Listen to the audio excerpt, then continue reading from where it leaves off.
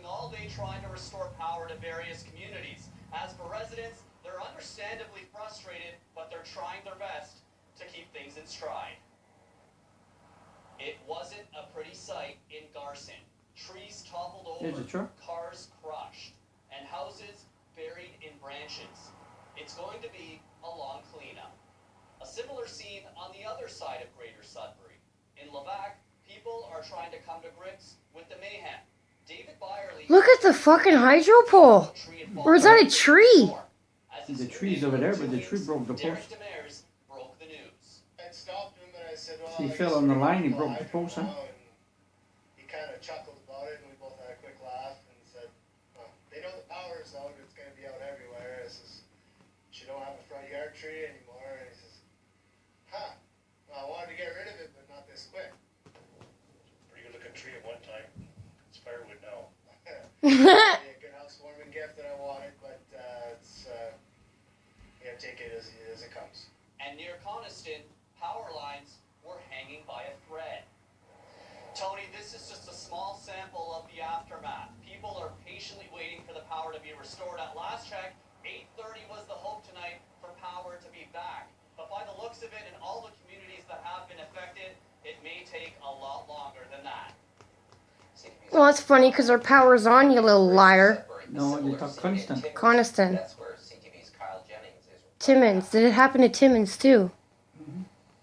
Tony, between the down power lines, the down trees, it did. One case, a destroyed roof, Thursday night will be one to remember.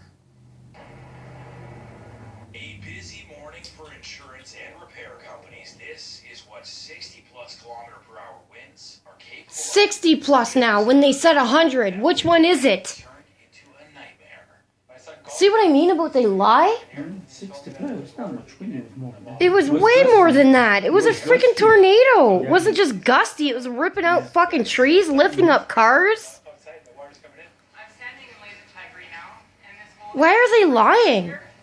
I'm looking at the night sky. Coming in and soaking everything, Dow and his staff tried their best to prevent the damage, but in the end, they've spent this day rescheduling event after event. We're hoping that the kids' zone will be back up and running by Monday, so which is good, and we are accommodating all the parties that we're having this weekend.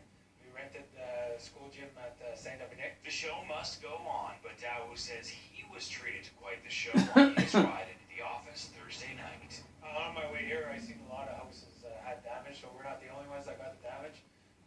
It's sad to hear. While people in the area waited for the storm to blow over, first responders were hard at work.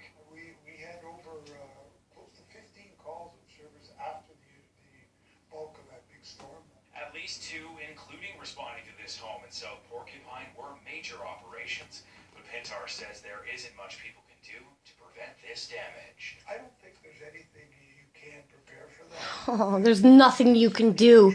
You're so full of shit. What about getting in a freaking basement and covering yourself up? No, but the building that would be done too cold.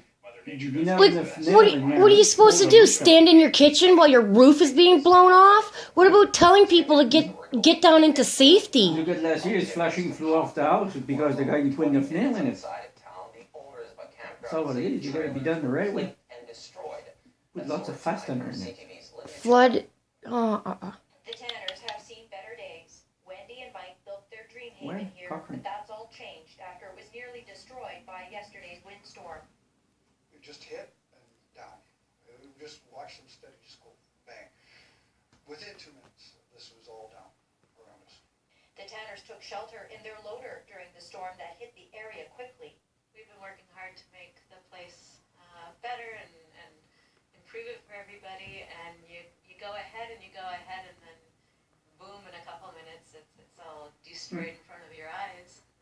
32 trailer owners rent here. 10 of them had serious damage to their campers. 2 are likely write-offs, according to their owners who were called in to assess the damage. It was devastating, but at least we weren't here. And that's what everyone here was saying. It could have been a lot worse. Lives. That's what I said. There's damage, but it could be replaced. Life can't, so that's why we take what we got, and everybody's here, and everybody's going to help each other. Like it's like a family here. The Tanners have been given the go-ahead by the Ministry of Natural resources to begin cleanup operations for a new camping season. Despite the devastation you see, the Tanners say they will be ready to open in time for the May-long weekend. Lydia Chubak, CTV News, Cochrane. Time to bring in Marina Moore for more details on this storm. Marina, a lot of people are There's more wondering coming. if this was a tornado. What can you tell us? If you say it's not, you're full of shit. Canada this afternoon, and I'm told it is quite possible that a funnel cloud touched down yesterday. However, they still cannot confirm it. Now, what we do know is that winds were extremely strong.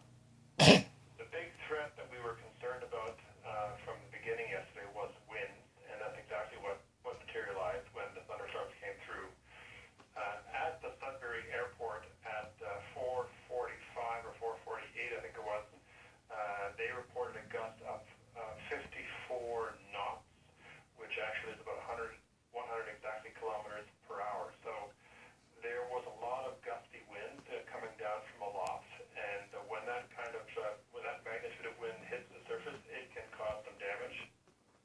So, of course, much better out there tonight. Still a bit breezy with some moderate gusts around the region, but nowhere near where we were yesterday. So that's the good news. On top of winds starting to ease off, we're also going to start to see things clear out as we move into the start of the weekend. A little bit of precipitation still possible this Still a evening, pretty gloomy but by night. your Saturday, we're welcoming some sunshine. It's not going to stick around long, though. We're going to cloud back over most of us by the end of the weekend, see some more moisture that's going to stick around, and temperatures are also dipping down. So it's going to be hot, cold, hot, cold, hot, cold all over again. That's what created this, the weather like that. So who's to say it's not going to happen again? Look at that 2 weeks ago when I was in Montreal, it was 25 degrees too. That's what I mean. Like, Here it got cooler. That was 2 weeks ago, wasn't it? Yeah, it was the 9th. I thought of that yesterday.